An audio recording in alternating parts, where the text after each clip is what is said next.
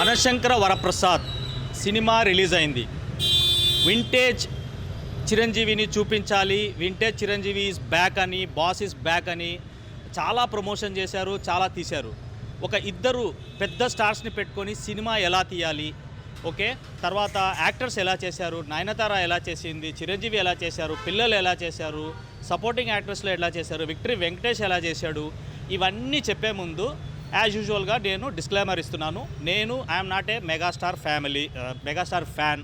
Okay, ఒక normal ఆడియన్గా డబ్బులు పెట్టి సినిమా చూసి ఆ సినిమా గురించి పర్ఫెక్ట్గా ఉన్న రివ్యూని చెప్పాలని అనుకుంటున్నాను. ఎందుకంటే రేపటి నుంచి సినిమా చూసేవాళ్ళు డబ్బులు వేస్ట్ అవుతుందా, లేకపోతే వీడి రివ్యూ చూసేసి మేము సినిమా చూసాము అని మీరు అనుకోవద్దు.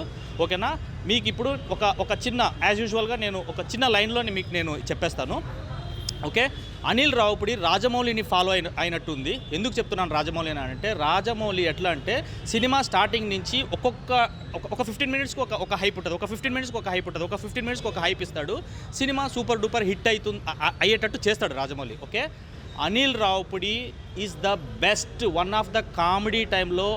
నేను అంటే పెద్దవాళ్ళతో పోల్చొద్దు కానీ I'm just saying, EVV Satyanarayana గారి తర్వాత Anil Ravipudi is the best director for comedy జోనర్కి. ఎందుకంటే ఒక మెగాస్టార్ లాంటి ఒక పెద్ద ఆర్టిస్ట్ని పెట్టుకొని, ఓకే, తర్వాత విక్టరీ వెంకటేష్ లాంటి ఒక అద్భుతమైన యాక్టర్ని పెట్టుకొని వీళ్ళిద్దరిని పెట్టి ఇద్దరికి సమంగా స్క్రీన్ని షేర్ చేసి, అంటే వెంకటేష్ ఎంట్రీ అయినప్పటి నుంచి చెప్తున్నాను, ఓకే, ఎండింగ్ వరకు. తర్వాత చిరంజీవి యాక్టింగ్ దేవా నెక్స్ట్ లెవెల్. ఓకే, నయనతార కొద్దిగా అంటే చిరంజీవి ముందు నయనతారనే కొద్దిగా ఏజ్ లెక్క కనిపిస్తుంది.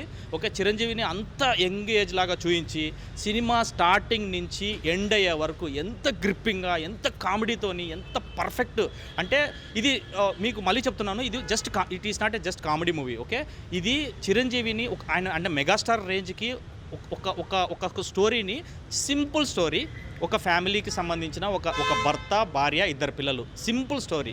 ఈ సింపుల్ స్టోరీని కామెడీ టైమింగ్తో పాటు, ఓకే, హీరో ఎలివేషన్స్, ఓకే, తర్వాత పాటలు. ఈ సినిమా గురించి నేను ఖచ్చితంగా చెప్పాలి, మ్యూజిక్ డైరెక్టర్ గురించి. బీమ్స్ ఎంత అద్భుతమైన మ్యూజిక్ ఇచ్చాడంటే, ఎంత అద్భుతమైన ఆర్ఆర్ ఇచ్చాడంటే చింపి పడేశాడు. రీసెంట్ టైమ్స్లో నాకు తెలిసి ఇంత గొప్పగా మ్యూజిక్ ఇచ్చిన మ్యూజిక్ డైరెక్టర్ అయితే ఎవరు లేరు. ఓకేనా, సంక్రాంతికి ద పర్ఫెక్ట్, అంటే సంక్రాంతి హిట్ డైరెక్టర్ ఎవరైనా ఉన్నారు అని అంటే Anil Ravipudi. Okay, last year సంక్రాంతికి వస్తున్నాం సినిమాతో సూపర్ డూపర్ హిట్ కొట్టాడు. ఈ సినిమాలో గబ్బర్ సింగ్ తర్వాత ఆ పాటల సిరీస్ ఏదైతే ఉంటుందో అంత అద్భుతంగా ఎంజాయ్ చేసిన సినిమా ఏదన్నా ఉందంటే ఈ సినిమానే. సినిమా స్టార్ట్ అయినప్పటి నుంచి ఎండ్ అయినంత వరకు అద్భుతంగా ఉంది. అంటే నేను ఏ పాయింట్ చెప్పాలి, ఏం చెప్పాలన్నది కూడా నాకు ఇప్పుడు మైండ్కి వస్తలేదు, బికాస్ నేను ఫస్ట్ నుంచి లాస్ట్ వరకు ఎంజాయ్ చేశాను కాబట్టి. సెకండ్ హాఫ్లో ఒక 10 to 15 మినిట్స్ కొద్దిగా నాకు అట్లా ల్యాగ్ లాగా అనిపించింది కానీ, but end of the day story simple story. ఒక భార్య, భర్త, ఇద్దరు పిల్లలు, సినిమా ఇదే. ఈగోల మీదనే సినిమా నడుస్తుంది కాబట్టి ఇంత అద్భుతంగా సినిమాని తీసి, ఓకే, సంక్రాంతికి బ్లాక్ బస్టర్ చిరంజీవి అంటే బాస్ ఈస్ బ్యాక్ అనేసి 150th సినిమాకి వేసుకున్నారు కదా చిరంజీవి. కాదు దీనికి వేసుకోవాలి ఒరిజినల్గా, ఎందుకంటే పర్ఫెక్ట్గా సూట్ అవుతుంది బాస్ ఈస్ బ్యాక్ అనేసి. అంత అద్భుతంగా తీశారు. మీరు సినిమాకి టికెట్స్ మీకు మాత్రమే బుక్ చేసుకుంటే నో, జస్ట్ స్టాప్, ఫ్యామిలీకి మొత్తం బుక్ చేసుకోండి, థియేటర్స్కి వచ్చి చూడండి. సంక్రాంతి మీరు ఫీస్ట్ లాగా ఎంజాయ్ చేస్తారు. అంత అద్భుతంగా ఉంది సినిమా. ఆర్ఆర్ అయితే చింపి పడేశాడు. ఓల్డ్ చిరంజీవి ట్రాక్స్ అన్నీ తీసుకొని ఈ సినిమాలో అద్భుతంగా వాడాడు బీమ్స్.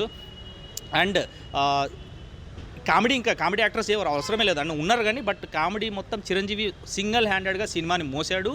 హీరోయిజంతో పాటు, కామెడీతో పాటు, ఓకే, డ్యాన్సులు బాబా చింపేశాడు చిరంజీవి. విక్టరీ వెంకటేష్ కూడా ఉన్నంత వరకు లాస్ట్ సెకండ్ హాఫ్లో ఎంట్రీ ఇస్తాడు. ఎంట్రీ ఇచ్చిన అక్కడి నుంచి ఎండింగ్ అయినంత వరకు క్లైమాక్స్ ఫైట్ అయితే అసలు చిరంజీవికి ఎంత హైప్ ఇచ్చారో వెంకటేష్ కూడా అంతే లెవెల్లో స్క్రీన్ స్పేస్ ఇచ్చేసి అద్భుతంగా ఫైట్స్ కొరియోగ్రఫీ చాలా బాగా చేశారు. కొత్తగా ఉంది, అంటే ఆయన ఏజ్కి తగ్గట్టుగా. అండ్ డ్యాన్సులు అయితే చిరంజీవి అయితే ఆయన ఏజ్కి తగ్గట్టుగా, బేసిక్గా చెప్పాలంటే అంత ఏజ్లో ఆయన అంత స్టైలిష్గా, నాకు తెలిసి డిఐ చాలా బాగా వర్క్ చేసినట్టుంది. చాలా నీట్గా షూట్ చేశారు. ఈ సినిమాకి నేను ఎవరికన్నా బెస్ట్ రేటింగ్స్ ఇవ్వాలి అని అంటే ఫస్ట్ సినిమాటోగ్రాఫర్కి ఇస్తాను, తర్వాత అనిల్ రావుపుడికి ఇస్తాను. Anil Ravipudi you are the best director ఈ రీసెంట్ టైమ్స్లో. ఎందుకంటే ఒక ఆడియన్కి ఏం కావాలి, డబ్బులు పెట్టి సినిమా చూస్తారు. సినిమాకి వచ్చిన తర్వాత వాడు హీరో ఫ్యాన్ అయితే హీరోని చూసేసి ఎంజాయ్ చేస్తాడు. కానీ ఒక నార్మల్ ఆడియన్ సినిమాకి వచ్చాడు అని అంటే ఎంటర్టైన్మెంట్తో పాటు పాటలతో పాటు అంటే ఎక్కడే కానీ బోరింగ్ అన్న ఫీల్ లేకుండా సినిమా మొత్తం సీట్లో కూర్చోబెట్టాడు. నేను థియేటర్ విజువల్స్ నేను ఈ రివ్యూలో కొంత చూపిస్తాను చూడండి. ఎక్కడే కానీ ఆడియన్స్ కింద చైర్లో కూర్చొని లేరు. పాటలు అప్పుడు డ్యాన్స్ చేస్తున్నారు, కామెడీ అప్పుడు నవ్వుతున్నారు. ఇది మెయిన్ పాయింట్ నేను చెప్పాల్సింది ఏంటంటే అనిల్ రావిపూడికి ఈ ఫ్యామిలీ హుక్స్ ఏదైతే ఉన్నాయో అంటే వైఫ్ అండ్ హస్బెండ్ మధ్య ఉన్న ఇది ఏదైతే ఉందో అదైతే అద్భుతంగా చూపించాడు. అంటే భార్యా బాధితుల గురించి అంటే అనిల్ రావిపూడికి అట్లాంటి ఎక్స్పీరియన్స్ ఉందో ఏమో తెలియదు. కానీ అంటే ఎందుకు చెప్తున్నానంటే ఈ భార్యా బాధితులు అంటే ఒక లేడీ తలుచుకుంటే ఎన్ని కేసులు పెట్టచ్చు మగవాడి మీద. ఓకే, అంటే ఆ కేసులన్నీ మగవాళ్ళని ఒక డైలాగ్ ఉంటుంది చిరంజీవి, చాలా అద్భుతమైన డైలాగ్ అసలు అది. ఎవరు రాశారు కానీ భలే రాశారు అసలు అది. అరే కేసులు ఉన్నది ఆడవాళ్ళని కాపాడడానికి అమ్మ, మగవాళ్ళని కప్పెట్టడానికి కాదు అనేసి చిరంజీవి చెప్తాడు. చింపిపాడు దెబ్బడు అసలు ఆ డైలాగ్ అయితే. అంటే ఆ లేడీస్ ఆ ఫ్యామిలీ అంటే లేడీస్ వల్ల ఎంత బాధపడుతున్నాడు మగవాడు అన్నదానికి సూపర్ డూపర్గా ఉంది సినిమా. మీరందరూ ఫ్యామిలీతో పాటు వెళ్ళండి, కీప్ వాచింగ్. ఓకే, మీరు ఎంజాయ్ చేస్తారు ఈ సినిమాని అయితే పక్కా ఎంజాయ్ చేస్తారు. పైసా వసూలు కాదు కదా, మీరు పెట్టిన డబ్బుల కంటే డబుల్ త్రిబుల్ ఎంజాయ్ చేస్తారు.